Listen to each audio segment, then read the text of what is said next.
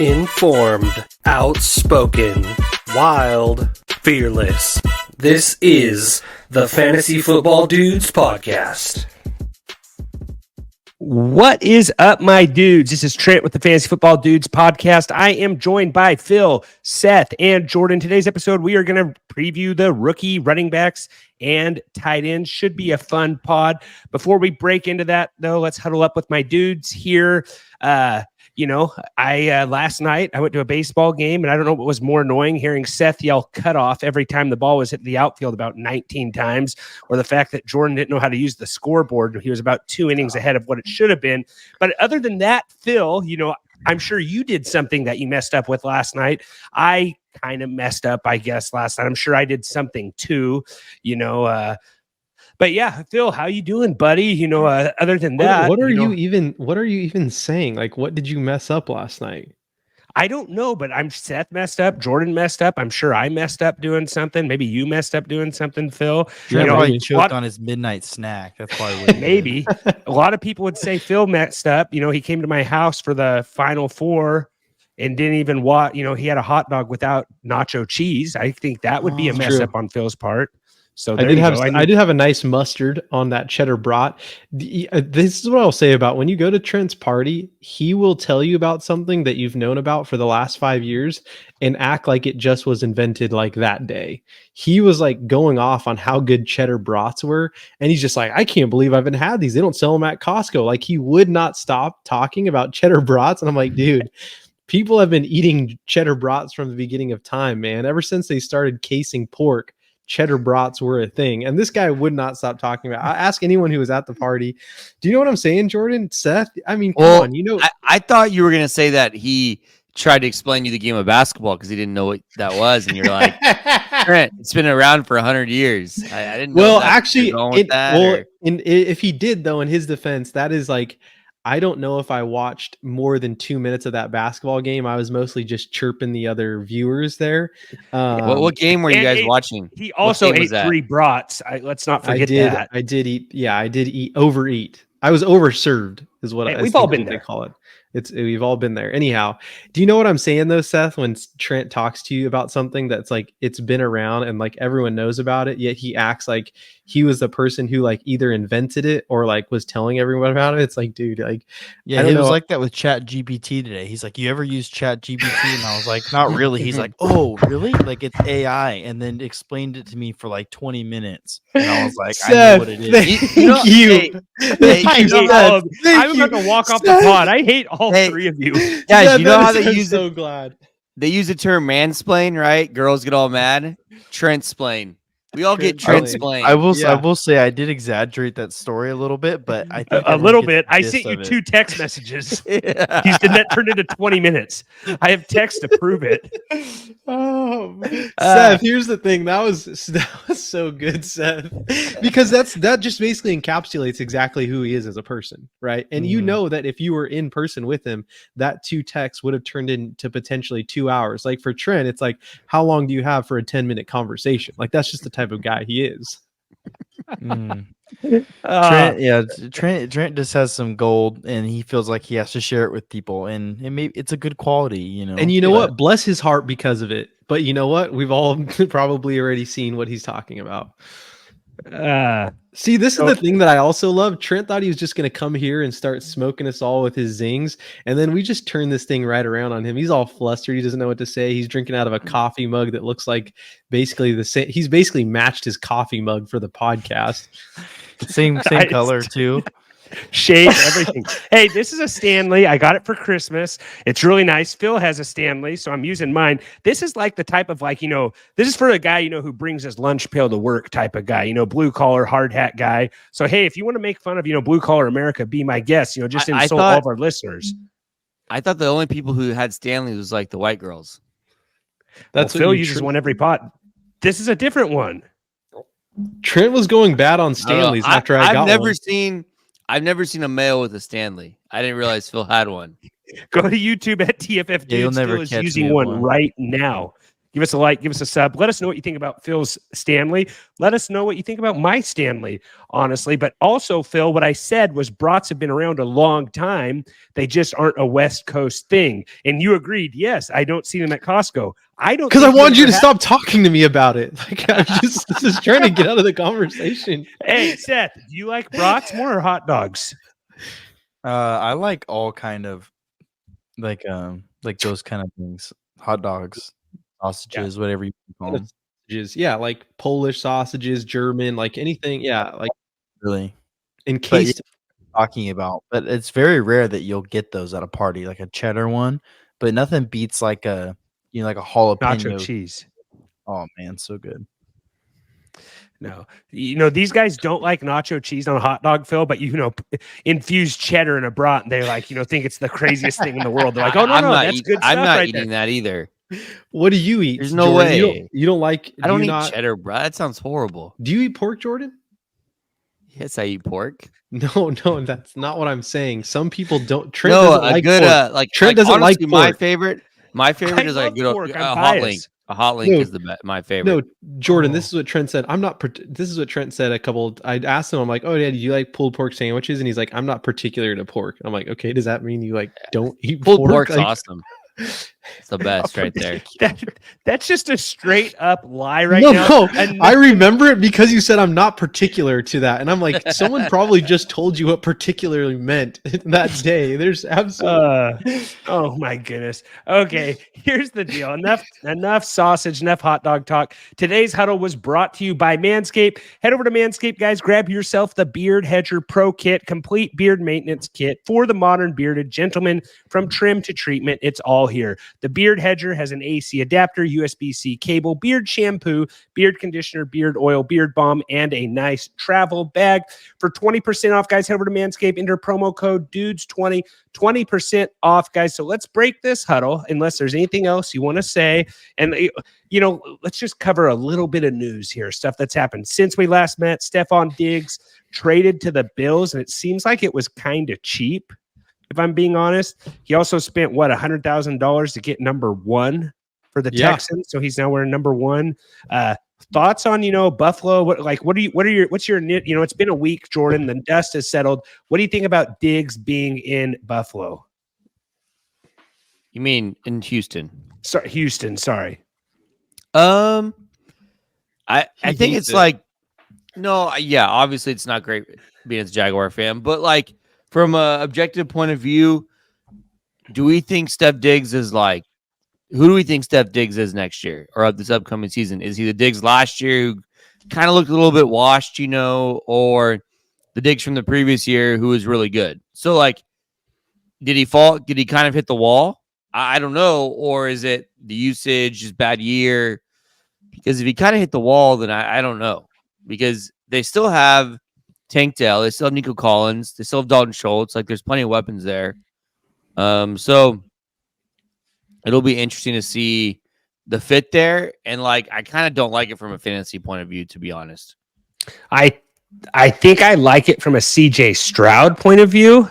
Yeah. I don't know if I like it for Stefon, because was Stefon Diggs, can we say he was a first round draft pick this past year? Or was he, at the turn second? Yeah, he's first 2 rounds, right? So yeah. But I just think there's a lot of mouths to feed there. He's kind of a cancer, to locker rooms. He doesn't really leave the place better necessarily. The Vikings did trade Diggs, and with that pick, I believe they got Justin Jefferson. So from that, and then I was just gonna say they also have Noah Brown, John Mechie, Robert Woods. So there's no shortage of wide receivers there. So I question his role and how big his role will be, and if it's if you tell me that I think it all depends where he's being drafted, right? What his ADP is too. That plays a huge factor. But what were you saying? Football wise, it's you kind of like it, right? Again, Jordan, you don't like it, but no, yeah. If you're a Houston Texan fan, Trent, I know you have a distant relative who's a Houston Texan fan, and Seth, you have a distant brother-in-law who's a Houston Texan fan, and Jordan, you have a distant cousin who's a Texan fan. He probably loves it, right? But if you're a fantasy guy, you probably don't. If you're a fantasy guy, it's not great. but also like, will they love it if he's not good? Like if he's washed and hit the wall, will they love it? I don't know. At I think there's minimum, a lot he's of, like at minimum, he's an OBJ the year that the Rams won the Super Bowl, which I think the Yeah, I think Rams that's fans, possible. I think the it's probably Rams like. better. Yeah, I would say it's better. You're right, Seth. Like I think it would be a comparable. That's his floor probably. OBJ at the Rams the year they won the Super Bowl. He didn't score a touchdown. His last touchdown was week 12 versus Philadelphia. Like fantasy wise, he did have a good game versus Miami in week 18. But since week 12, his only double digit fantasy performance was week 18 versus the Dolphins. So like he didn't finish great, but like this is great for CJ Stroud. Like I think CJ Stroud is what a top.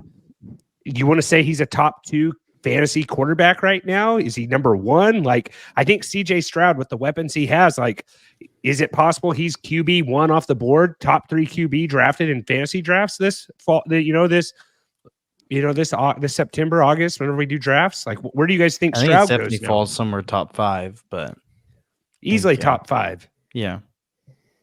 But so I just for don't, what it's- what Jordan? just real quick before the Stefon Diggs truthers come at me. I mean, I guess when you look at Diggs' numbers, it's not horrible. For me, he just didn't look that great this year from the eye test perspective. But he had the same amount of catches as the previous year, but he had almost like 250 yards less and 3 touchdowns less. So, I guess catch-wise, reception-wise, same amount of targets. I mean, but to you guys, did he look the same? He didn't look the same to me. He didn't He look looked as the good. same. No. Okay. Jordan, I'll say you're one of the biggest Diggs fans I know. Like you've been kind of a Diggs guy the last couple Yeah, I of like years. Diggs. It just feels like, and the fact that they gave him up for so little tells me they kind of think that as well, right? Like, because look, at the end of the day, he can not get along with his quarterback, but I feel like this has been a revolving thing the last couple years, and they've always kind of figured it out, right? They said it's worth it to keep it, worth it to deal with it. And you always have, you get the wide receiver divas who are always worth it. The fact that they let him go for almost nothing tells me that they're a little worried too. Like, you know what I'm saying? Yeah, absolutely. The biggest winner, I think, in this whole thing is Kincaid. Like, I think Kincaid, like, is Shakir. Kincaid, Shakir. Yeah, Shakir too. I think they're going to draft someone too, but like, is Kincaid like our top tight ends this year? Are we going like Laporta, Kincaid, Kelsey? Like, is this the year that those 2 guys surpass him? Or like, what are we thinking here? Like, where are you taking Kelsey over Laporta and Kincaid? Are you taking him before them? Like, I'm just thinking like your draft. Well, you're forgetting someone, are you? There's another. I'm forgetting who Kyle else? Pitts, and I'm forgetting Darren Kittle. Waller might retire by the time this pod comes out. I don't know. Who are you thinking of, Jordan? Hawkinson is bouncing back from injury. Is that who you're thinking of? Maybe you're thinking of Mark Andrews? Mark Andrews. Mark Andrews. You'd take Mark Andrews over Kincaid. Well, I mean, the fact that you're not even Yeah. going to give Mark Andrews the light of day in that conversation is a little weird. I think this might be the true. best tight end tight end year ever. Maybe so. Like going into the draft. I mean, Trey McBride, stud. Yeah. Yeah. Like, I mean, there's Evan Ingram, really good. There's like 10, 12 tight ends this year that I think are pretty good. Yeah, it's gotten deeper. Brock And then, Brock Bowers is going to come to the league, and after what these other rookie tight ends have done, we'll get there. Yeah, but you're gonna like have like some people are gonna have some decent teams where they might start 2 tight ends. No, like, I think the consistently. fact that, like, I don't know, Trent. Like, it'll be interesting to see kind of where those guys are. And then other news that we got here. What do we got here? New uniform policy has been announced. The NFL teams can now have a third helmet option. Seth, you're kind of our, jersey guy that like loves stuff like this. So I didn't know if you had heard about that, but I just wanted to let you know that got announced today that did NFL not Informed see Clubs that. today, it has revised the uniform policy to allow teams a third helmet design per source. This expansion was offered to the teams that were going through the redesign process for the 24 season, is now open to all clubs for the 25 season. So we might see some, little different helmets we haven't seen in the past, which I think it's kind of cool to have some different uniform stuff. I still want to see more of the Oilers helmet and the red Falcon shells as always, but yeah, 3 new, or you can have a third helmet this year. So that's kind of cool. Maybe Dallas will bring back that white helmet a little bit more. I don't know, Jordan, maybe the Jaguars will bring back that ugly 2-tone helmet that was like half black, half gold that Blake Bortles wore. I don't know, maybe the Seahawks don't have that. Well, the Seahawks did have a different helmet. Then they had the, 90s helmet, then they had the one with Sean Alexander. Now they have the one they have now. But I don't think the one with Sean Alexander is making a comeback. The Sean Alexander Seahawks helmet with Matt Hasselbeck. What do you think, Seth? No, thanks. Yeah, no, I don't think so. I think the normal throwback's fine. But a third, I don't think the Seahawks really need. I'd have to see one first. I don't know. Yeah. The Raiders I think some helmets, teams can get away with it, but like there's certain teams where I'm like 3 helmets is kind of. The Bucks need to bring back that old pirate looking one. That one's kind of cool. What, the Phil? Black Raiders face mask is pretty sweet. You think they bring that out? I don't think the Raiders mess with their helmet. I think they're one of the teams that just leave it alone. I don't know. The black face mask I saw, I think it was just someone messing around with it, but it looked pretty cool. Yeah, I did see that one. Texans became first team in NFL offseason history to add a trio of players coming off respective years with 10-plus sacks, 100-plus receptions, and 1,000-plus rushing yards. So I don't know, just fun little fact there. More you know. All right, I think we can break this huddle. I don't think there's any other. Trent, yeah, I know we don't like to get too deep in the weeds on this kind of stuff, but like this Rashee Rice stuff is pretty serious. Like it's getting worse. I think I think it's gonna affect what the Chiefs do in the draft. I mean, he got charged with 8 felonies today. If I'm reading this right, I did not realize that. Yeah, it was pretty bad. He got charged. He was driving, with, right? Yeah, 1 aggravated assault, 1 count of collision involving serious bodily injury, and 6 counts of collision involving injury. The aggravated assault comes with a maximum sentence of up to 20 years. The collision involving bodily injury up to 10 years, and the collision involving injury 5 years. I mean, he has 8. Like, this is not good. Like, dynasty wise, like, you kind of this is bad for your dynasty shares. I think You drop. Yeah, like, and then I think it affects like the Chiefs' offense as a whole too. Like, that's the best offense in the league. Like, Kelsey, man, right? You think maybe Kelsey's going to take a lot of lesser role this year, and I don't know about that. And then it's a good thing they signed Hollywood Brown. Might be awesome, and Yeah. I'm curious to see who they draft in the draft because they're drafting guys now. So, man, it's yeah, I just think it's very fantasy relevant, right? With someone like Rashee For Rice. sure. No, it is. And Hollywood Brown, like maybe this is just, maybe Hollywood Brown just big old breakout season with him out, right? Like They're still gonna have to have another receiver, though. I know, like it's just they're gonna draft someone, right? Like they have to. I would What think draft so. pick do they have? 32. Like 20. Yeah, is it 32? They have it. Okay. I mean, you can get a good receiver there.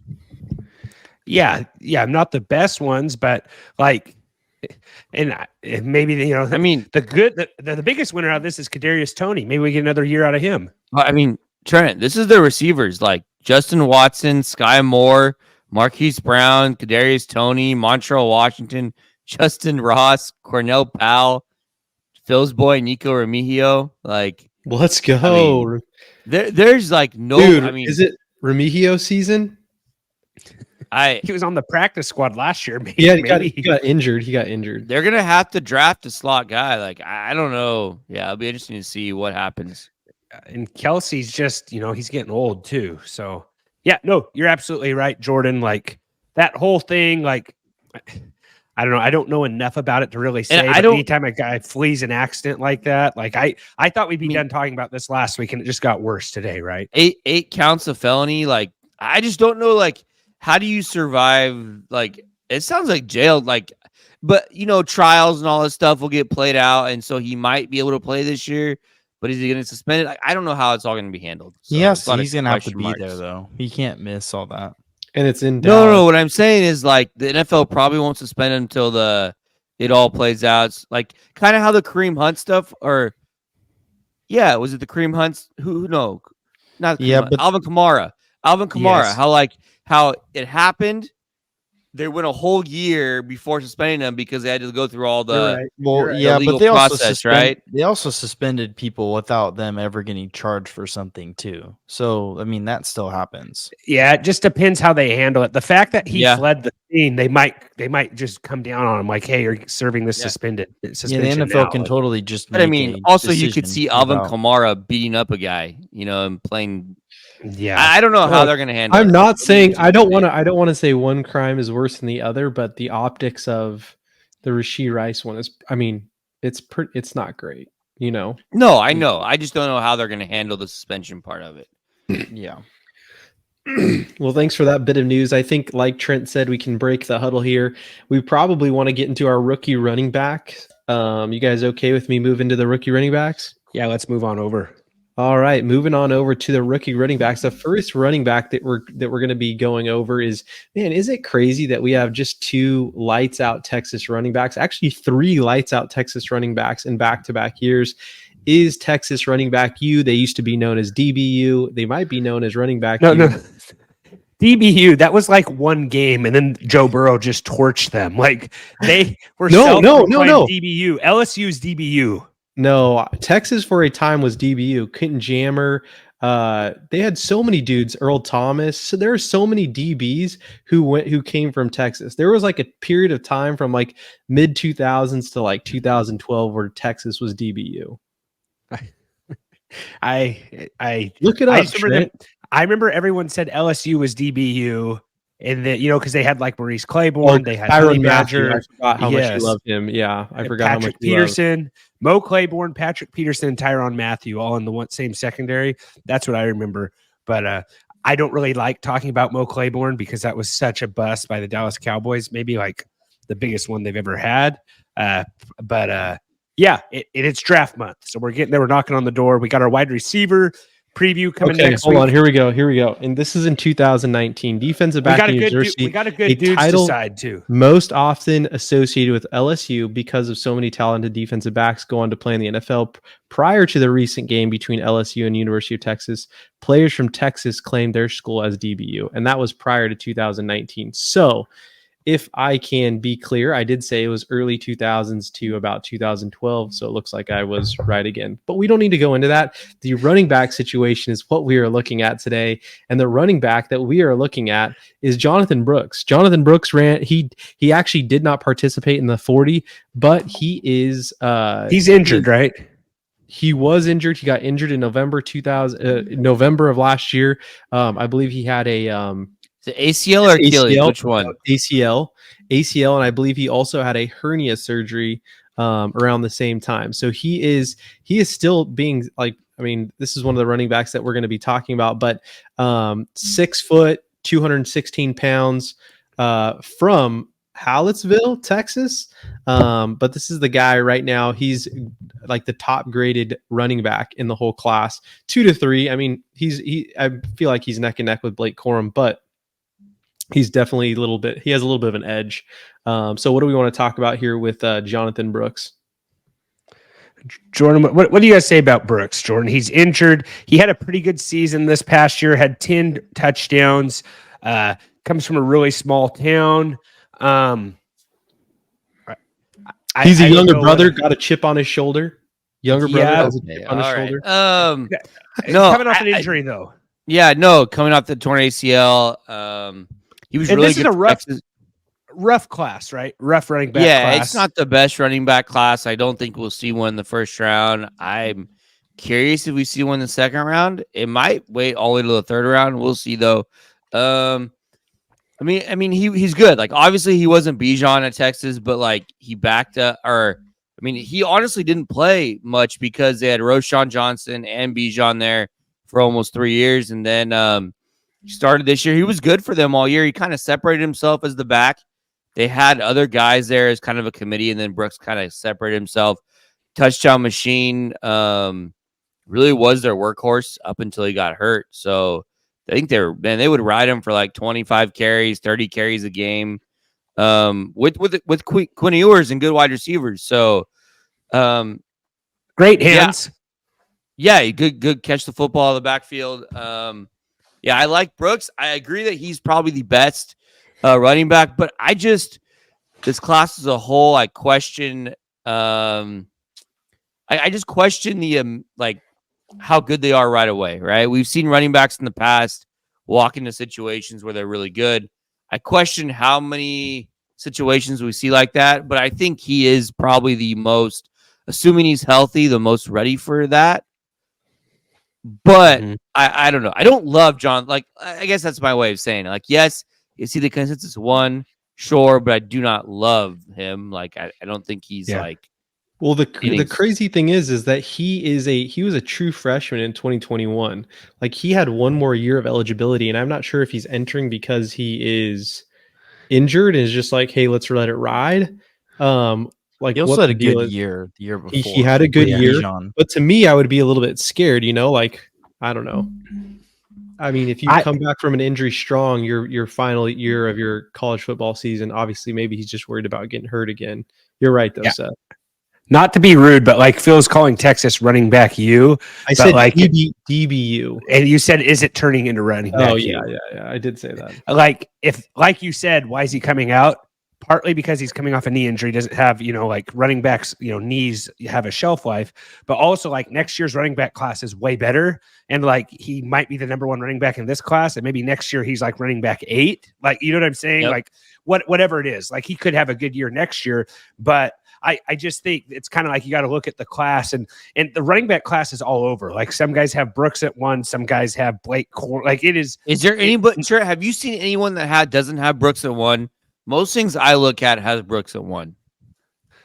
Maybe that was a bad example, but I feel like Corum's like all over the place. No, once you get to number 2 through 12, it's mix and match. Mix and match them. So not a fun, like just a weird class in general for the running backs. Everyone's excited about the wide receivers, but I don't know. Like, there, Seth, you want to add anything, Seth? No, I think it's consensus number 1. Like Jordan said, I think it gets a little bit, it goes by maybe preference or opinion after that, but yeah, I would agree, probably at 1.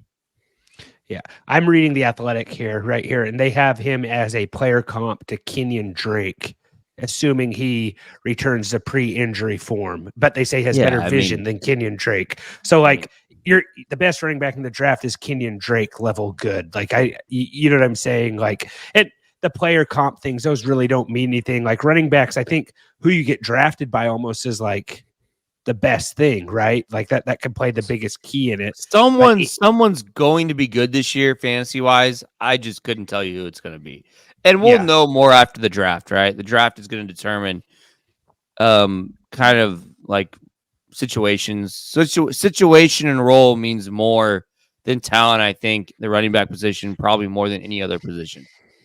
Yeah, and looking at this, Jordan, like the Athletics grade on him is 2nd to 3rd round.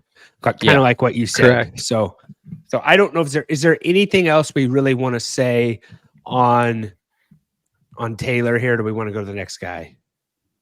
Or Jonathan Brooks, sorry. No. You got anything else here? And we're going to be doing tight ends too, wide receivers next week. Stay at the end of the show. Seth's doing a food dudes decide you won't want to miss. You'll want to check that out. So don't go away. Remember, don't be rude. Share the dudes. Really helps us out. Head over to YouTube. Check out the whole show. Check out Phil's Stanley.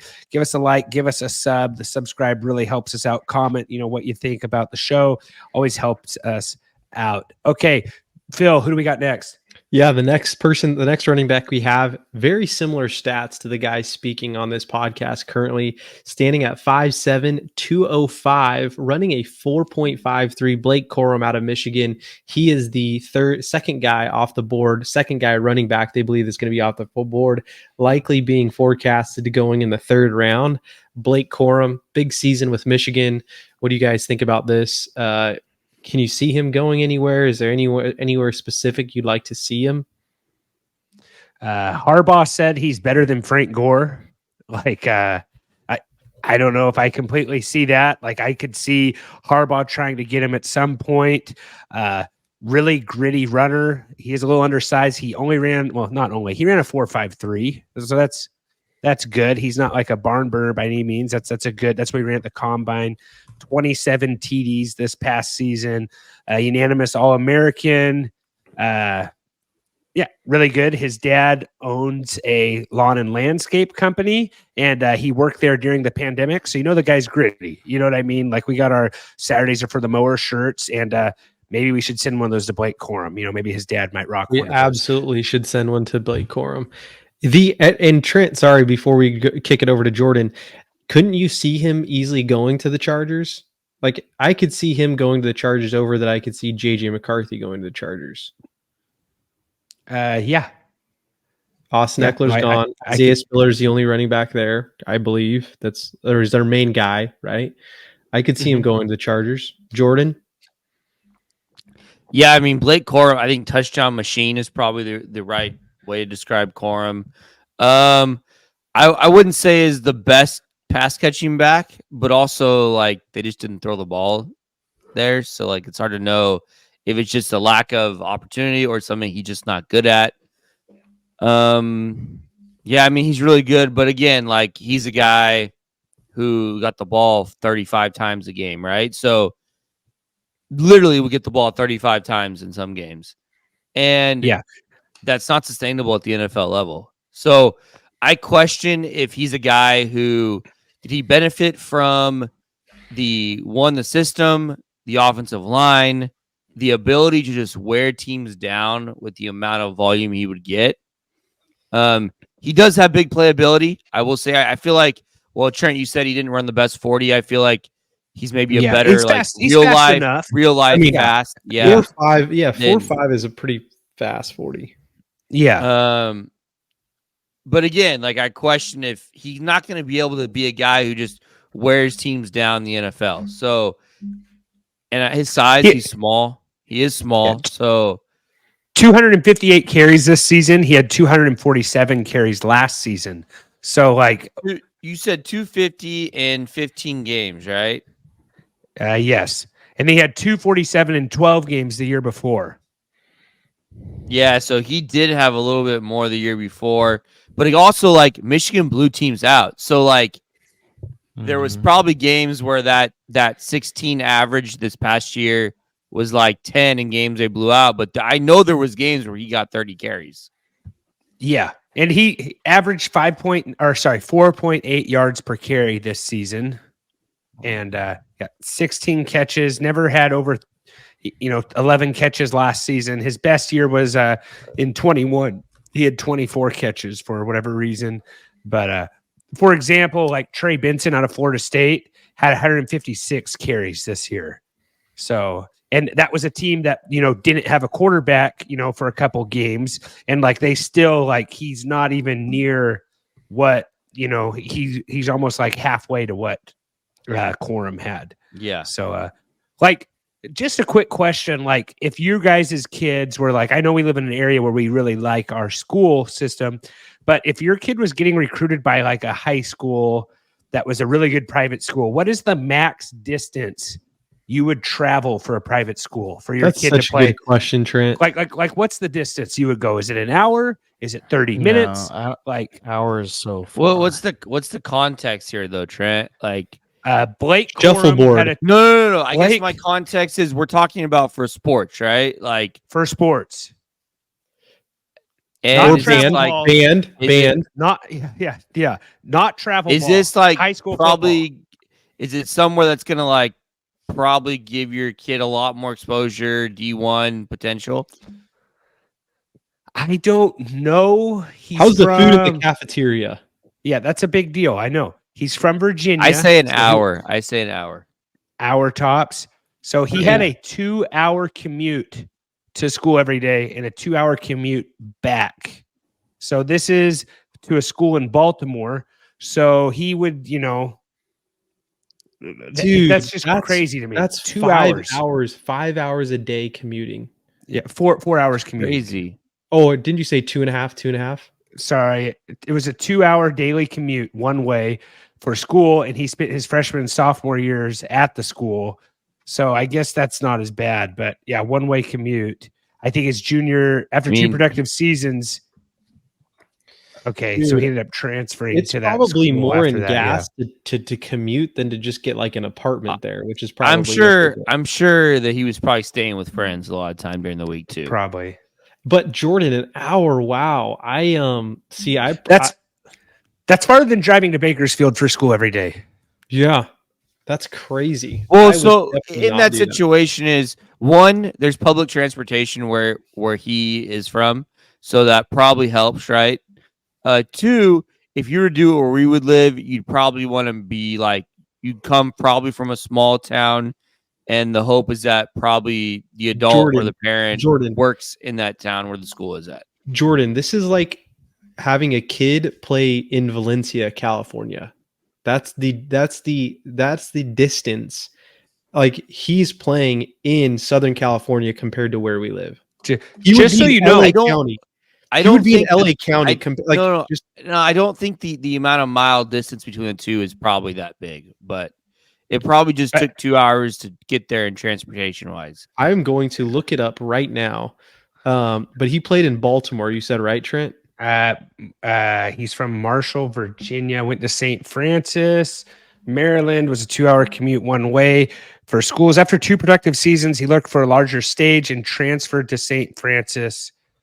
Okay, so he played at St. Vincent, a private school in Maryland. That was a 2-hour delay. Then he transferred to St. Francis. So it's saying an hour 2 years there. It's 88.5 miles, Jordan. That's still crazy. It's like here to Bakersfield. It's like just so you know, this isn't the craziest on the list. There's people that commute farther than 2 hours. So we can keep going on. Anything else you want to talk about for Blake Corum here? He would be the shortest guy on the pod, I think. Seth, what do you want to say about Corum? I think the main thing is like we saw the big play potential. He's really good in the red zone, but I also think he just played well off a really good offensive line. And that's something you have to take in consideration. Like that offensive line beat every team they played. Like they dominated every team, even in the national championship game, they dominated. So like he's a big benefiter of that offensive line. And sure, if you get him behind a good offensive line in the NFL, he's going to do good. But I think, his abilities he has big playability, but he's also going to be limited, just because everyone in the NFL is good, and you're not going to be behind the best line, most likely. Put it this way, his dad owns a lawn company. His dad wasn't driving him to school every day, that's like, this is like a gritty family that, just got it done. I'm going to say, I think we can move on from Corum. I have a hard time him being there in the second round and Harbaugh not going after him. Especially since they lost Eckler, even though I'm looking on here that he has a 3rd round grade. But he's not going to go in the second round. You don't think he'll go in the second? You think he'll go 3rd at the earliest? Yeah. Okay. All right. Harbaugh, next up, Harbaugh loves juicing up his guys, though. Saying he's better than Frank Gore. Like if you get a guy that's better than Frank Gore, I think that's almost worth taking in the 1st round. If you can tell me that he's for sure better than Frank Gore, but I think Harbaugh's just maybe blowing a little smoke too, gassing up his boys. It's not bad. Nothing bad with gassing up your boys. As long as don't go over the top with it. And the opposite of going over the top is going under. That reminds me of Underdog Fantasy Sports, guys. Go over to Underdog Fantasy Sports, enter promo code dudes. They'll match you up to $100. You can pick the higher, lower on players' projections, and double your money up just like that. It's best ball season. Start drafting some teams. Underdog Fantasy, the easiest place to play DFS. Start drafting on your home turf. Phil, who do we got next? Yes. Next, we have a Florida boy coming out of Florida State, Trey Benson. He is currently a 3rd-round grade. He is 6 foot, 216 pounds. Got a little smoke on his 40-yard dash. He is at a 4.39. So it's fast. He's a Had burner. had a lot of big plays. I think he had over four plays of 50 yards plus. Only player with an 80-yard TD reception, and only player with the 80-yard TD reception and 80-yard run in 2023. First in Florida State history to have both in a career. He's inexperienced but a productive kick returner as well. So you can get some work out of that as well out of Benson. What do you say? Some additional mileage. Yeah. Jordan, what do you have to say about Trey Benson? I think you guys kind of big play, burner, had more competition for carries at Florida State. Didn't say like a Brooks did or a Corum. Wasn't like you mentioned his carries. Wasn't like a workhorse back. I think they had Toafili there. But yeah, he competed in the red zone with Jordan Travis for touchdowns too, and the other running back. But yeah, good out of the back, good as a pass catching running back too. I think Trey Benson might be one of the more exciting prospects in this draft, just because of his big playability, his athleticism, his speed. I think he fits the modern day NFL running back kind of profile. So I kind of like Trey Benson here. I think this is one of those guys that I think he could get put in the best situation to where he ends up being fantasy relevant because of that. Right? Like he's probably going to go into committee, and he might be a guy, 3rd down back that catches a screen pass and takes it to the house or whatever. He did have 14 touchdowns on the season, runs hard, has burst, balance. A lot of guys, his comp, they say kind of in that Melvin Gordon category, in that Melvin Gordon mold. Yeah. I like guys with big play potential. Like if Dallas got this guy in the 3rd round, I'd be pretty happy with it. I think they got other stuff they got to work on, but they do need to find a running back. And I think he's a committee that you could put in there with guys. And I like him. He's NFL body ready. His body, he looks like an NFL running back. Like he's pretty sculpted with muscles, stuff like that. Good 40 time. Muscles? Is that what you just said? Yeah. Sculpted muscle tone. Like, I don't know. Look at a picture of him, Phil. Google him. I don't know. Anything else? Never heard someone say sculpted with muscles. That's all right. Sorry. Not sorry. All right. Do we have anything else, Seth? What do you think about Jalen Wright? He had one major not. What, Seth? Wait, we're going Jalen Wright or Trey Benson, Phil? What are you doing here? Sorry. Yes, we are still with Trey Benson. My apologies. So it was one of the more unwatched guys I watched, but I did watch him play quite a bit after. When did Travis get hurt? What game was that? Week 8, 9, 10. Yeah, I think they started using him more right after he got hurt. So I watched him a little bit more there. But I mean, the thing is here is like I feel like I don't think Phil's necessarily going in order of who we think is like the top 5, but I mean it's very easy to say that like he's a lot similar to a lot of the other guys we're going to talk about, and it's going to be kind of a dart throw at the wall which guy is going to be successful based on what team he goes on, and I don't know. It's harder to pick a guy like this versus a Blake Corum where if he's on a good team, a good setup, he could be good, but also if this guy was on Michigan, Benson was on Michigan, would he also be, really good too? Probably, so I don't know. This is the type of guy that like the Eagles draft and he just muddies up the waters with Saquon Barkley. Like they Yes. get him at some point. Benson says his teammates call him Forrest Gump because he just runs. Anything else we want to say here on Benson? He Right. kind of runs the way maybe it's just the maroon uniform. I don't know what it is. He kind of reminds me of AP a little bit, how he kind of runs up so high. I don't know if you see that at all. Yeah, no, he does. And I like the what's high it- step. Yeah. Yeah, like the high step kind of running high. Trent, you're a little blurry there. Is that a little just me? blurry. It might be coming out. It says my connection's pretty good. I can First move 100 on though. Yeah, first 100-yard receiving back since Dalvin Cook at Florida State. Did have a non-contact knee injury when he was at Oregon in 2020. But yeah, second team All ACC, led team in rushing yards this year. Yeah, Phil, move on. All right, next we are moving on to Jalen Wright. Jalen Wright standing 5'11" or 5'10", excuse me, 210 pounds. He is another burner with a 4.38 40. A Tennessee guy, and he is actually the same thing. The next couple guys are all grade 3 running backs, but he is our next running back that we're going to be talking about here. Tennessee guys are hard for me to kind of get a feel on, Jordan. Like he only had 4 rushing touchdowns this year.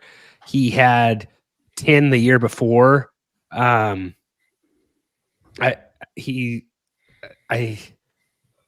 catching wise, how is he like? I don't know if he has a ton of catching skill, but a lot of guys are really high on him, on X and stuff like that. What do you think of this guy? Yeah, I think that I'm just missing. I don't see it, or like, from when I watch games, like he's good. I don't know. He doesn't really flash big pop to me, I guess is the right word. But again, a lot of these guys we're talking about don't really pop. So I feel like he's just right in there with some of the other guys we might get to, like the Braylon Allen. They're just, these guys are very bunched up, and I don't really see the Jalen Wright stuff. But I mean, I just might be missing it. I don't know. I'm not a big Jalen Wright guy, I guess is the best way to put it. Looking at his weaknesses here, it says prefers to step, spin, out of contact, doesn't consistently drop his pads into contact or fall forward. Inside vision is inconsistent, will leave some meat on the bone. He definitely seems like a committee guy that, comes in, change of pace, use him every once in a while. I don't see him having like a big time home, but a lot of people do really like him. Does it just fall off a cliff kind of? Does it just kind of, it just like, yes, not, don't mean to say that about this guy, but like basically from 3 onwards, it kind of just dwindles, huh? Yeah. Pretty quickly. I mean, the problem is I think there's just so many different opinions on like who's the next, who is in that second tier. Yeah. His strength is just he has some track speed, is what they say. So like if you think you can work with a guy that runs fast like this, then go for it, I guess. I don't know what else we need to say. Yeah, we probably keep moving on here. We can keep going. We got a couple tight ends we're going to go through also. So do you want me to? So do you want to just move to the tight ends, or you want to stay here? No, let's do one more running back here, and then maybe running back. Okay, we'll go to one more running back. We'll go to Marshawn Lloyd. All right, guys. So Marshawn Lloyd, we have Marshawn Lloyd, a USC boy. He stands at 5'8", 220, 4'4", 4.46 on the 40. So just another guy here. Jordan, I know you're a moderate USC fan. I'll let you talk about this guy first. Seth loves USC also. No. Yeah, you know what? Let's kick it over to Seth. Yeah, go Seth. You guys know I'm not a USC guy. Seth, he rushed for 820 yards last year. I don't see it. I don't see it either. He just benefited from, I mean, like, I don't know. Like, he benefited in the games where USC, like, were able to run because they just threw the ball all the time. Like, I mean, I don't see it. So. Or they're just spanking University of Nevada, Reno. Like, it's not like, yeah. I think he was okay at USC, South Carolina. That's what I will say. So he played at both USCs that he, transferred. He had 9 touchdowns in the SEC, led South Carolina in rushing yards, and missed 4 games that season also. Then he transferred to USC and ran the ball behind a terrible offensive line. But what do you think, Jordan? I like Braylon Allen, Audric Estime, and man, even like Bucky Irving all more than Marshawn Lloyd. I like those 3 guys a lot. He's Bucky small, but like I love the name Bucky. Yeah, he's like 5'9", but like he's your change of pace guy. He's your big play guy. Like he's can play out of the backfield, like a receiving threat out of the backfield. Like he's your third down running back. And I just think Braylon Allen and Audric Estime are just better running backs than Marshawn Lloyd. So again, like probably got more opportunity than Lloyd, probably ran behind better offensive lines than Lloyd. But I don't know. I'm the Marshawn Lloyd thing kind of is weird to me. Mm-hmm. Okay. I don't know like what else like to say with him here. I think like I feel like a broken record, but I feel like right situation he could be okay. I hate saying that. Running backs are really hard. Like it's hard. Know what situation, where they're going. Especially when like last year we had Bijan. We knew no matter where Bijan went, he was gonna be correct. And honestly, maybe we were wrong because he wasn't the guy all the time. Where he went, but like you knew what you were getting with him, right? Like you knew. We just have no idea. Like, and as much as we think Jonathan Brooks is the consensus one, would it shock you at all if like, I'm trying. Who do we just like? If Blake Corum did go one over, or if Trey Benson, like, would it shock me at all if Trey Benson was the first running back off the board? No, it would not at all. Would it shock me if like any of these guys, like if Braylon Allen was the first running back off the board? It would not shock me at all. If Estime, like these guys just.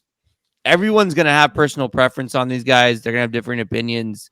It's going to come down to where each individual team, how they rate these guys.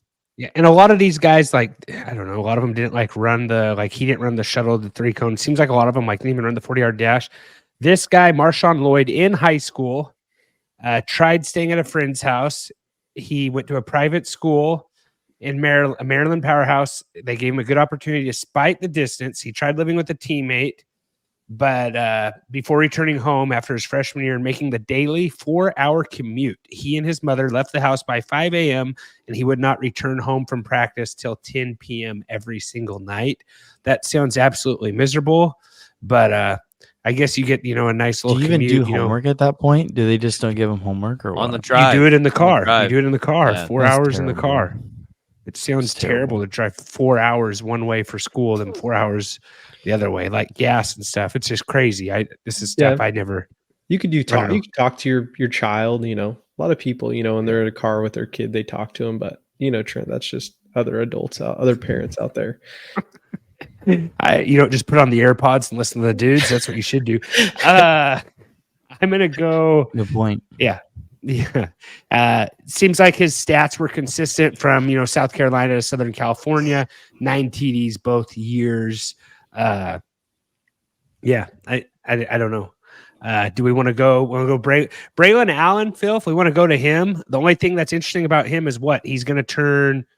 He's 20 years old. Like that's kind of a big deal, but like I don't think he didn't run the 40-yard dash. That makes me think Braylon Allen's not that fast. You know what I'm saying? Like I'll give him credit. Wisconsin switched to the air raid this year, but he's had double-digit TDs in 3 seasons. So maybe he's a guy that, kind of a workhorse. Sorry, I kind of cut you off, Phil, and going to a different guy. But like just kind of summarize, round up the running backs here real quick. Like, do like Braylon Allen, Jordan? Yeah, I like Braylon Allen.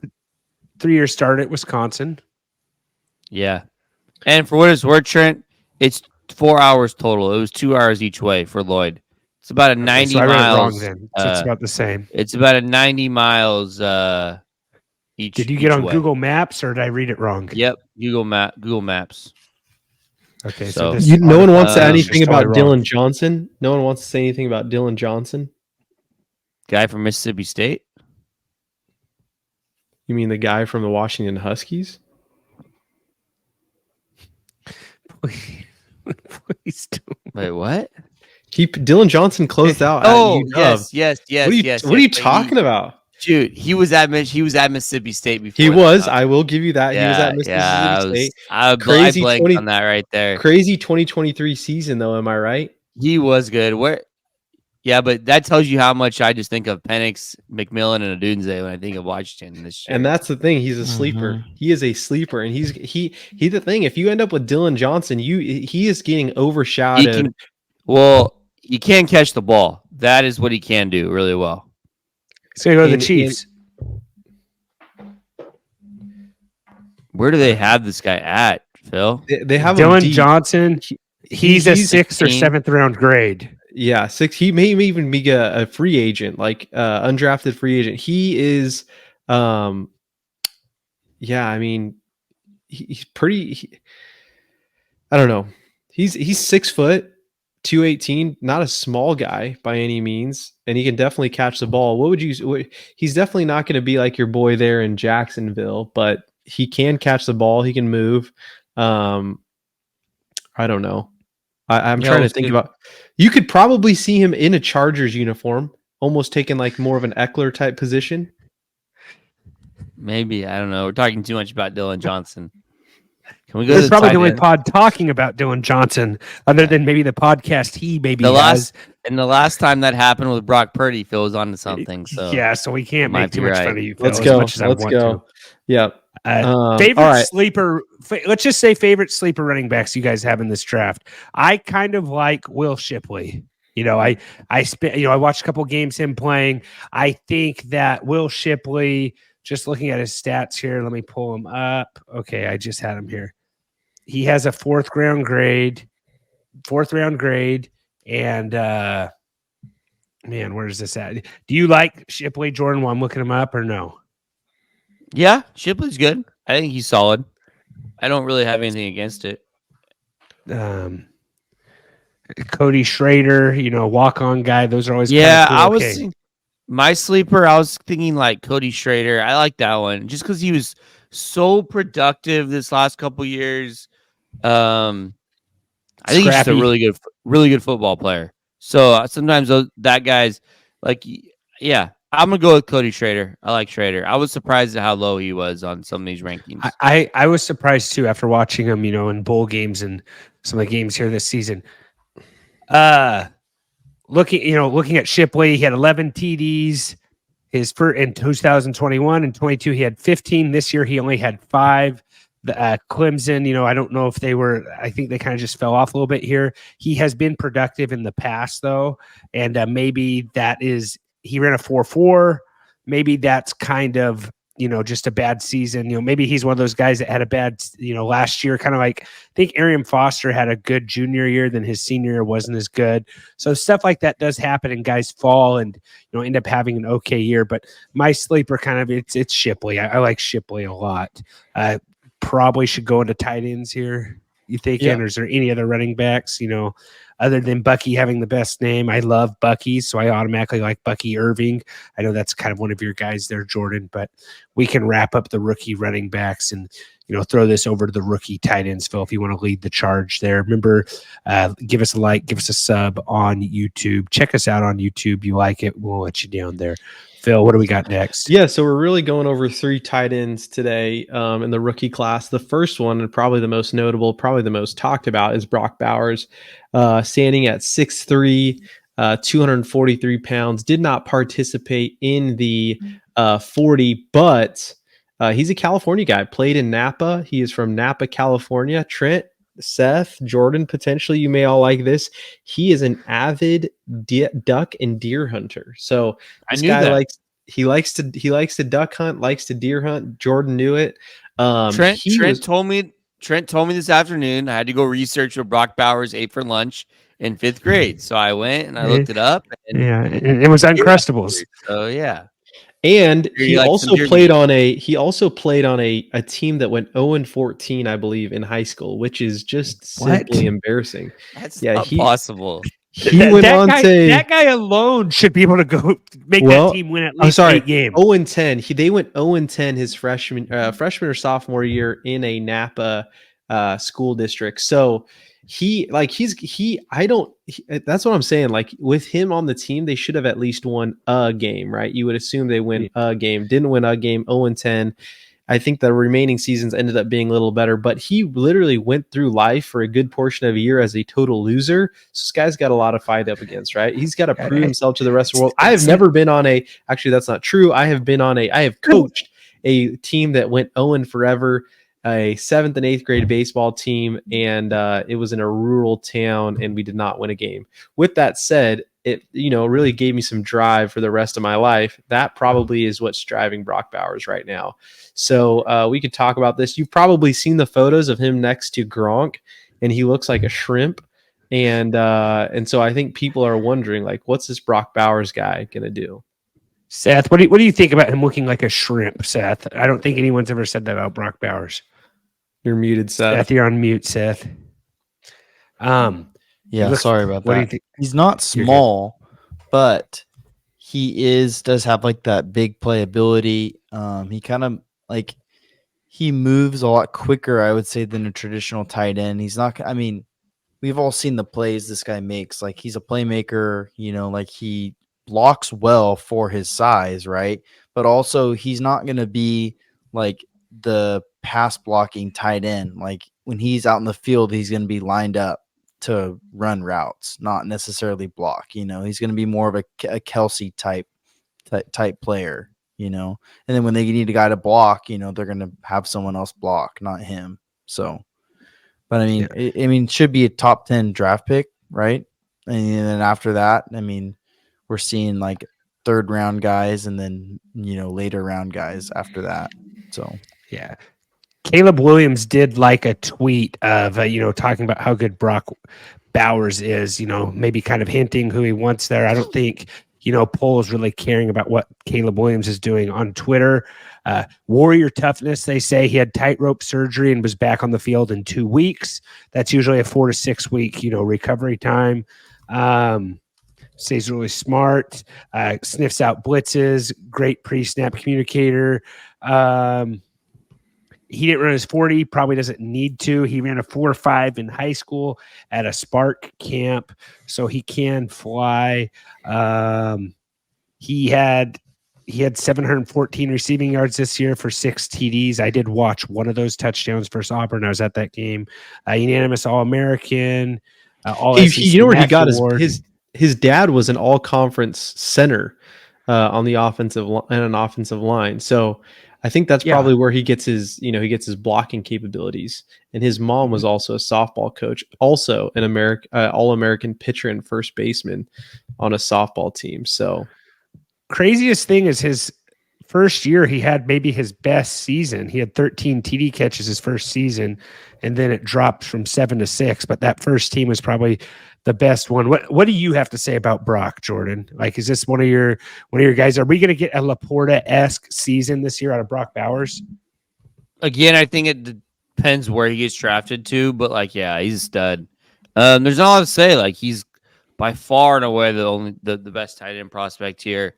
He has to be considered one of the better tight end prospects in general in the last 5-10 years. He's really good. I'm excited to watch him do his thing in the NFL. He's just an elite athlete at that position. Again, not really a blocker per se. Maybe there's room for growth in that area, but I'm pretty excited to watch Brock Bowers this year. I love, I'm a big tight end guy, but I'm kind of worried about his size.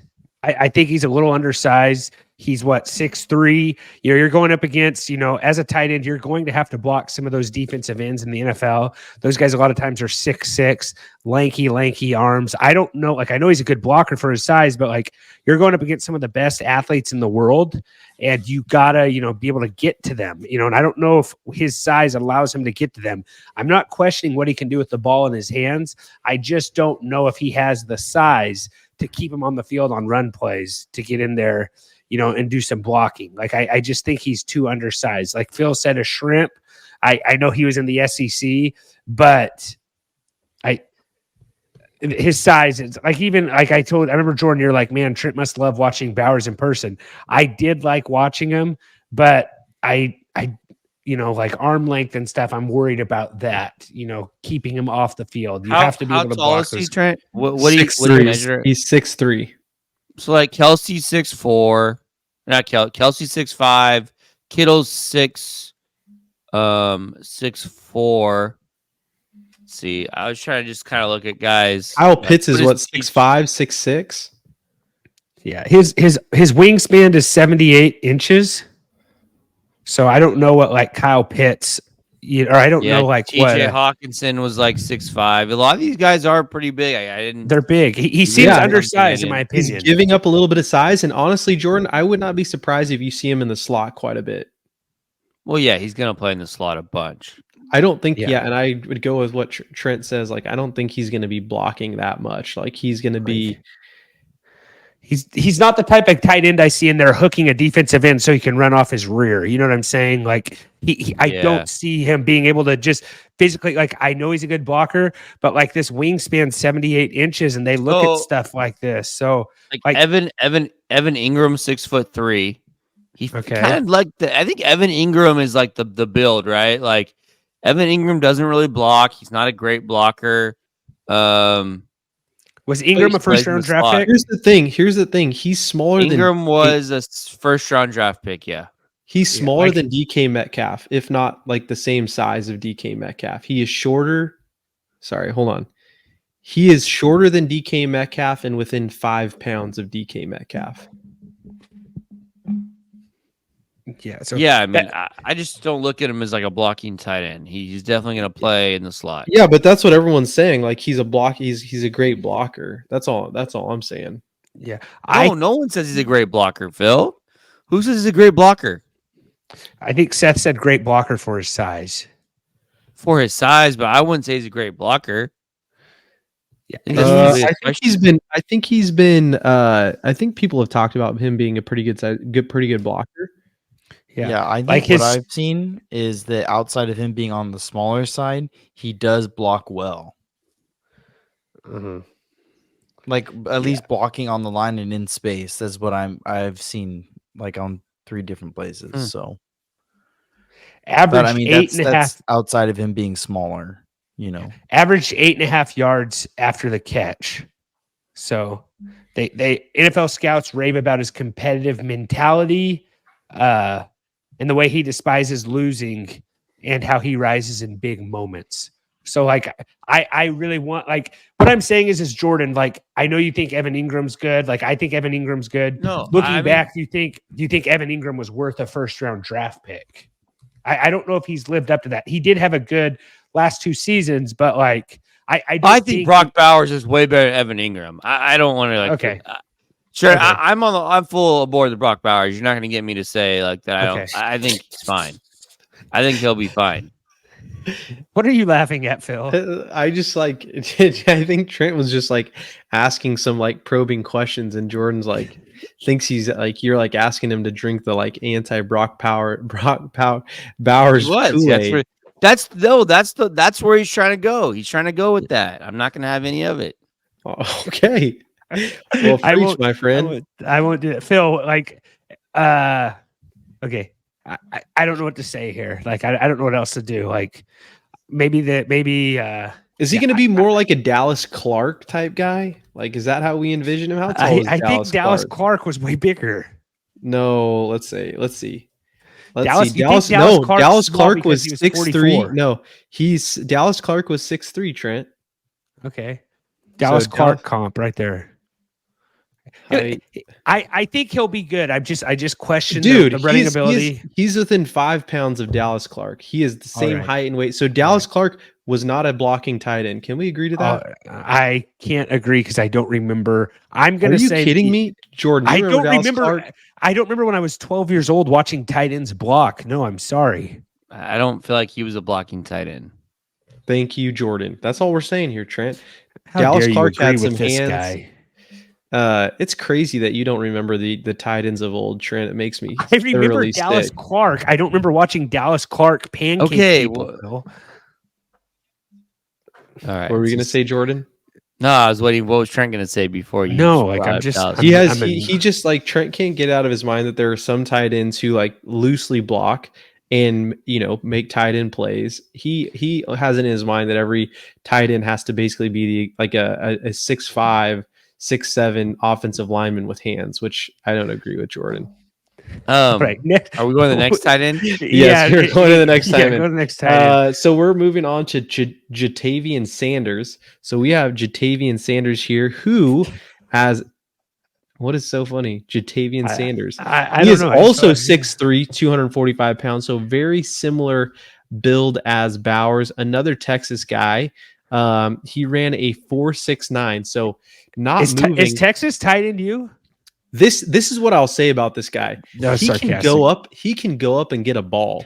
Have you seen this guy on contested catches? Filth. Straight filth. Like you cannot. Jordan, have you seen this guy go up on contested catches? Yes, Phil. I've watched Jatavian Sanders play football. He's number 0, so I automatically have to count him out though, unfortunately. Sanders is fun to watch. He's an elite athlete. To be honest, I feel like he's bigger than 6'3", 245. Like he looks bigger. Maybe just because he plays bigger. He just looks like a animal. Yeah, I'm a big Sanders guy. I think it's a clear 2-person draft at the tight end position this year. Like, to be honest, I don't think we need to talk about anyone else. Like, to be honest, I think they all are just. There's one more guy we need to talk about. There's one more guy we need to talk about because it's actual tell me who it is. Yeah. But what Iowa guy? Is there an Iowa guy? Yeah, I think it's Eric. Yeah, Eric All. You have to talk about tight end, Jordan. Okay, sure. But that wasn't their best tight end on their roster this year, though. That's why you're confusing me. They have another one. Yeah. Anyway, sorry. Jatavian Sanders. Jatavian Sanders is really good. I like Sanders quite a bit. I think my hot take would be that Sanders isn't as far behind Bowers as maybe like the gap between where they're going to get drafted is much larger than where the gap might actually be between them, if that makes sense.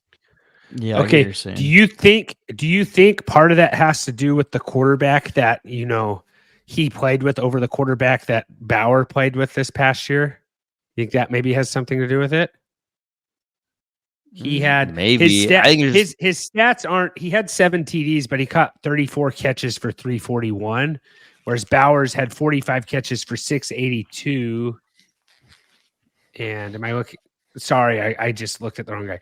He only had 2 he had 2 TD catches, but he had 682 receiving yards. So yeah, they're pretty comparable, other than the touchdown production. But he had 5 TD catches in 22. In like pure talent, they may be fairly close. I guess it's closer to what most people think. Okay. Like he has a second, third round grade. He ran a 4.69. So we're just going to assume, that Bowers is a little faster. And I think Bowers' game speed is something crazy. Okay. I don't know if we need to say anything else about Sanders. Phil, Jordan said there's no other tight ends we need to talk about, but Seth said we have to talk about tight end just because, you went off on Laporta last year on our whole tight end episode, and Laporta went off, had a big year this year. It's definitely tight end They have 3 starting tight ends in the NFL right now. So I think we got to go into Eric All. Eric All. Yeah. Formerly Michigan tight end, right? Yes. Big dude. Jordan said he wasn't even. Yeah. Jordan said he wasn't even the best tight end on their team. He could be right. I actually haven't done enough. Is right, but I haven't done a 2025. But here's the problem. Here's what I will say. Here is what I will say about a tight end out of Iowa. Don't sleep on him. Whatever happens. That's all you can say. That's all I should say. I'm going to leave it at that. I bet you he can run block really well. Yes. And he's 6'5", so I'm sure Trent's happy with that. Yeah. Oh, I'm happy. I'm thrilled. Absolutely thrilled. Eric All, Iowa tight end, next great Iowa tight end. I think, it's a guy, maybe dynasty drafts just pick up off the waiver wire. Phil, I hope you take him in the first round of your dynasty draft. Yeah. He did lead the team in receiving, missed final 7 games with Oh, led team in receiving while he was playing. He had 299 receiving yards. So missed the final 7 games with an ACL. So coming off an ACL surgery. So that's why he wasn't the best tight end on the team, Jordan and Seth. Because he No, wasn't Iowa playing. has It's two. simply They have it's Luke simply the Lachey reason. and Addison Ostranja. Both guys are better tight ends than this guy. I don't even know who This is guy the problem, Trent. These guys just look at stats and like, this guy ended at 292. Of course, he's not the best tight end. It's like, hey, No, guys, he was Phil. injured the last 7 days. Yeah, there's probably some H back that was better or something. I don't know. Don't sleep on Eric All is all I'm saying. And also, don't sleep on Sleeper, the dude's favorite place to play fantasy football and DFS. The highest payouts in DFS. You can 100 times your money. Enter promo code DUDES100 for $100. They'll match you up to $100. Okay. Dudes 100 and go in there, check all the stuff. They got the dynamic payouts. Take your whole fantasy league over there. Sleeper, the best place for fantasy football, dynasty leagues, all that good stuff. Great way to trade. You can do, you could trade with 5 different teams. Like, it's crazy. Trade draft picks. Sleeper, best place for fantasy football. Enter promo code DUDES100. That was our running back preview, our rookie tight end preview. We got some divas and we got a dudes decides with Seth. Maybe we can blow through these divas here. Does anyone have a diva that they want to talk about real quick here? Real quick diva for me. People who ask you for address, okay. And I'm not talking about addresses of like someone's house, right? I'm talking about like, hey, you're like, hey, we're going to, I'm just going to like say, so like, we're going to this high school to watch a football game. And then someone says, what's the address? I think people who ask for addresses of places they can easily just look up on Google Maps are divas. Like, okay, what am I going to do? Places that have names. Yes, yeah. I'm going to search it in my phone and just send you the address. So why can't you just do the exact same thing? Yeah, people who don't value your time. Like, it's like, I get it. Just it's too like, lazy hey, what's to the look address of something this up? person's house? That's fine. Like, yes, you can't. Totally like, cool. It's like, what's the name? What's the address to the one In and Out in this town? Well, I don't know. Look it up yourself. Like, gosh. Yeah, it's like when Phil asks us what the score of Monday Night Football is. It's like, dude, get on your ESPN app and figure it out. That is false. I've never done that, first off.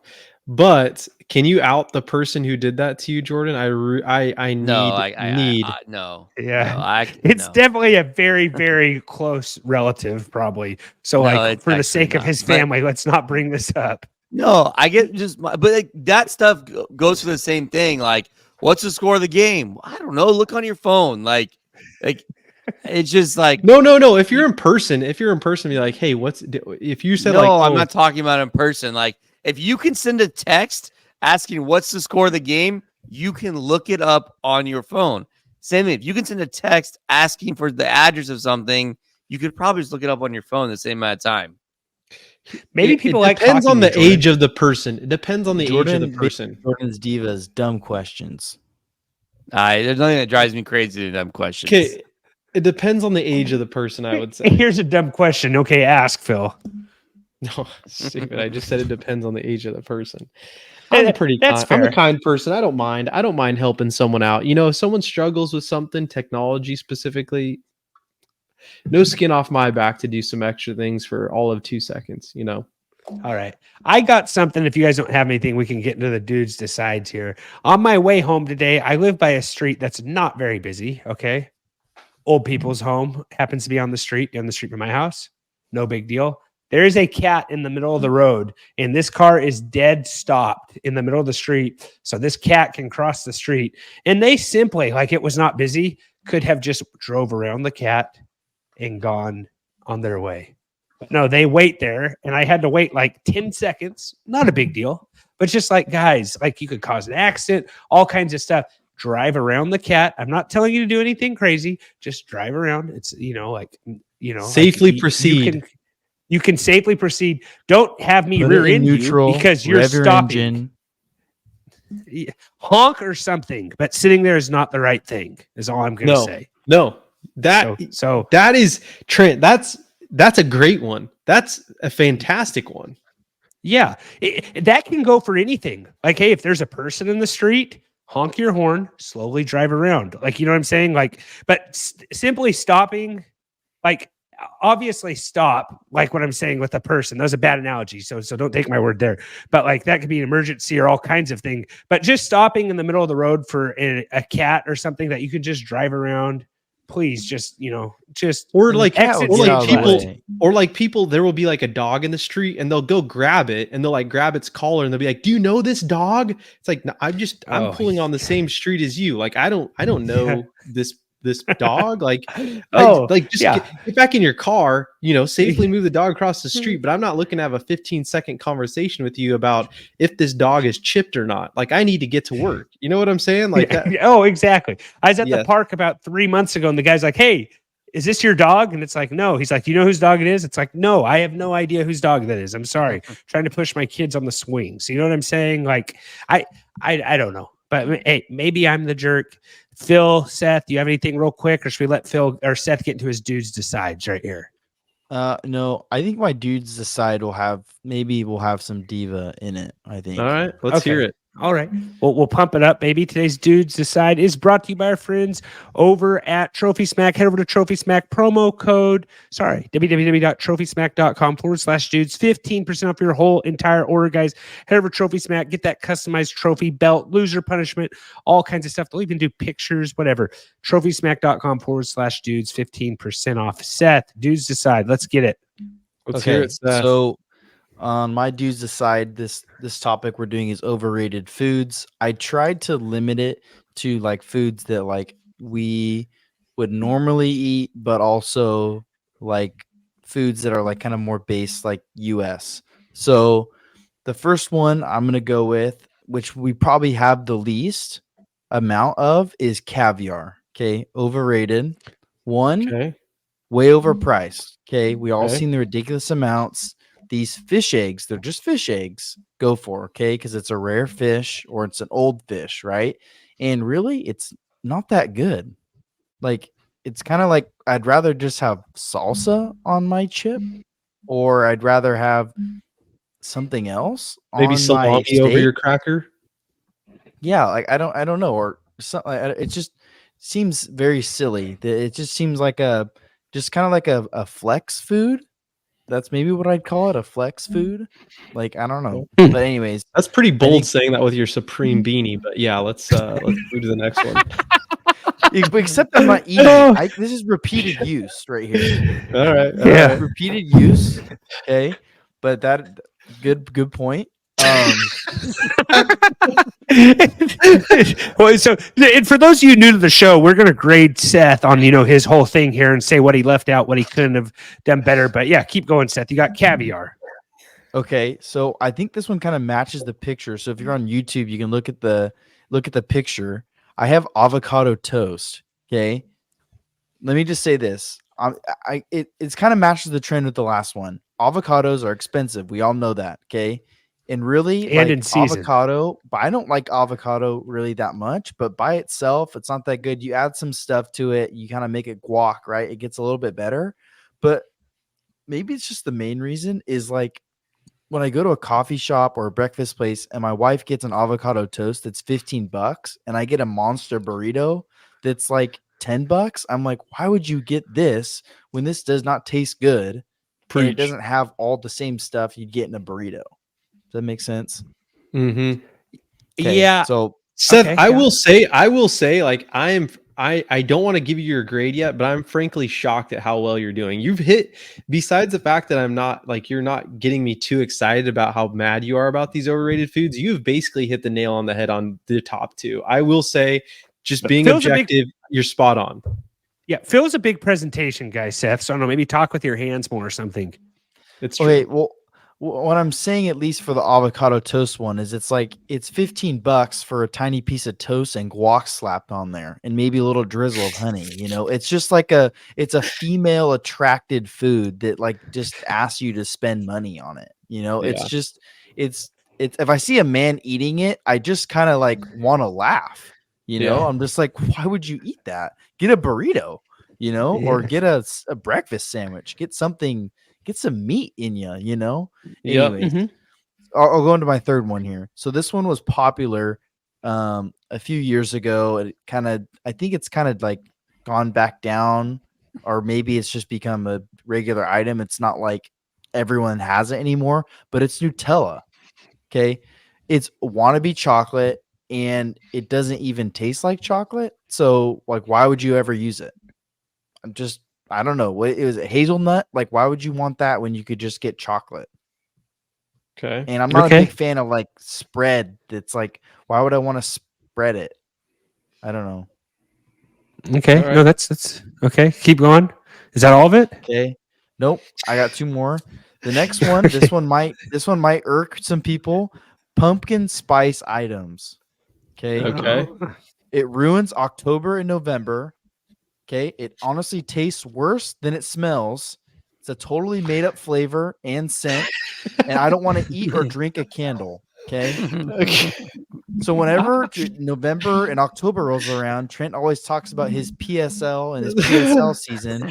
And I honestly just want to laugh because it's so disgusting. It's like Trent's like, haha, I got my coffee candle. You know, I'm just like, that's gross, Trent. Just get a normal coffee.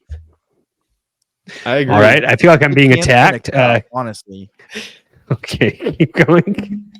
Okay. And my last one, this one is definitely going to offend at least one of you. Okay. Is Taco Bell. Okay. Why would I get this?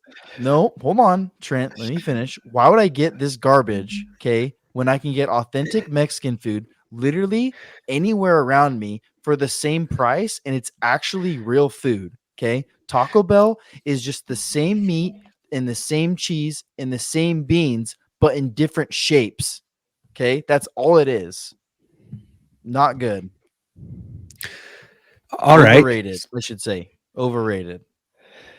I don't know anyone who eats Taco Bell at the moment and is like, wow, I'm mad I'm having this right now. Like, so, well, welcome to that club, Seth. So nice. Congrats there.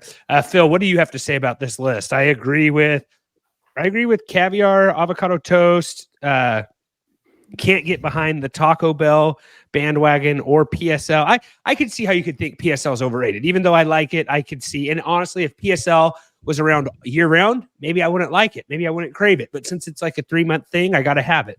You know, it's kind of like eggnog. It's, it's a staple item for that certain amount of months. But so I'm going to give you on my rating, I'm going to give you that.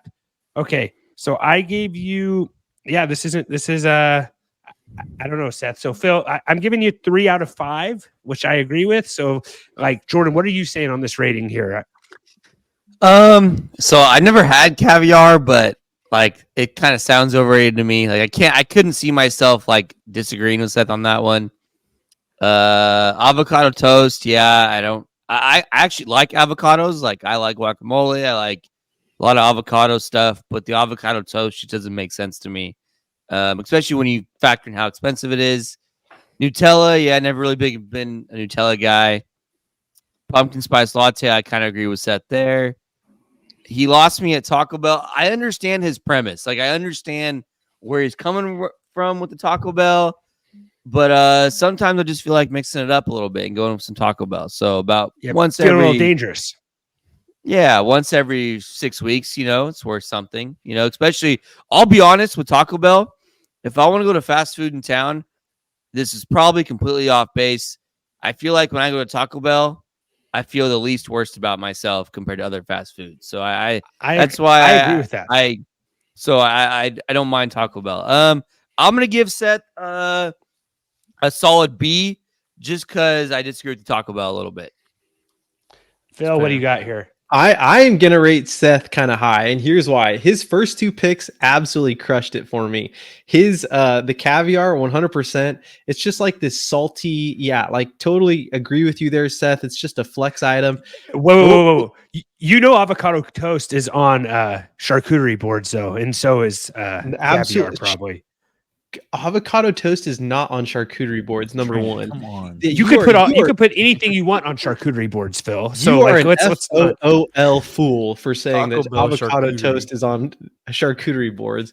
You will see. I'm going to give you an F lifetime. on your next one. No, you're not going to see that because it doesn't belong yes, on a you charcuterie will. board. No, avocado doesn't even go on a charcuterie board. All I'm saying is the avocado toast one is An avocado more at its max costs $2. Then a piece of Dave's wheat bread, you could get a whole loaf for probably $5. Yet I'm paying $10.50 for you to toast a piece of bread and spread some avocado on it. Totally overrated. It's usually not seasoned very well either. The caviar, the avocado toast. I will also say I am a gentrified man. You know, I love some pumpkin spice latte. So that one was a little bit more difficult for me to say, but I will agree with you on the Taco Bell mark. And Jordan say I rarely eat Taco Bell, but then he goes every 6 weeks. I would say that that's probably more than the average person. Maybe every 8 weeks. I don't know. I just I think I go. let me Maybe Phil. I think I go 4 what if times a year. But like every like probably 10 to 12 days I get taco truck. So like I guess my point is, you know, if I'm getting taco truck probably 4 to 5 times a month, I'm getting Taco Bell maybe once every 2 months, or it doesn't sound like you have a months. Taco Bell problem, but when you say I rarely eat it, but you eat it basically every month, that's kind of like I over exaggerate. Okay. You tried to act cool. What do you say? The problem with Taco Bell is like when you have Mexican food cravings, like you don't get Taco Bell. You know, you get like Mexican food. I feel like disagree when you like so Trent. But you eat ketchup with your Mexican food, so like I don't even know why I'm even listening to you. Yes. So it's like a Taco Bell is more like I want a fast food craving, right? It's not like it's a Mexican food craving, right? Because it doesn't even taste like Mexican food. No, like, that I really. would say, Seth, it's more like it's 8 o'clock at night. I don't really you feel need like something fast. Yeah, I need something fast, and I feel the most like Taco Bell is gonna make me feel the best about myself, so I'll go with Taco Bell.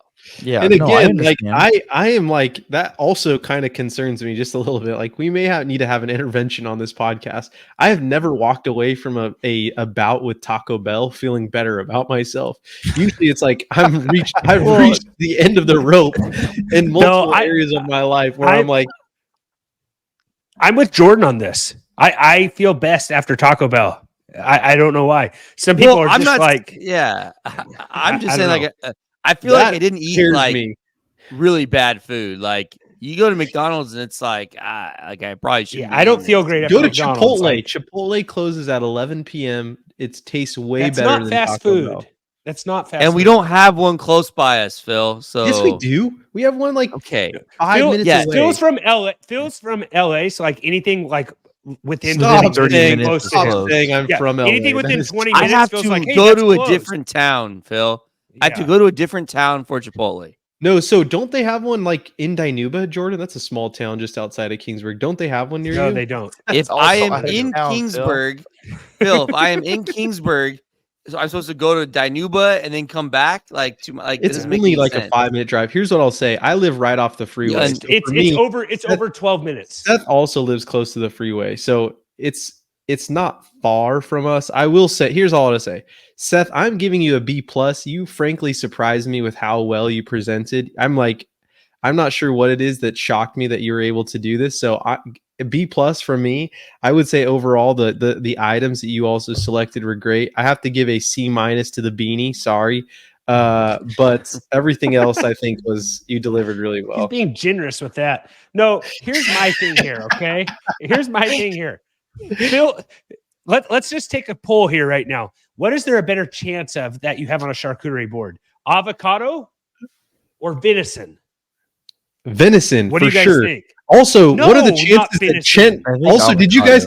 Oh, we should have talked about this in the huddle. Trent tweeted at me. Absolutely, avocado is more likely to be on a Jordan, charcuterie board than Jordan, venison. that's like 100%. also saying what's Jordan, we should have talked about this in the huddle. No, at Trent's Phil, house. You have like 3 friends who Venison, deer hunt. The average venison. American doesn't know anyone who deer hunts. Venison.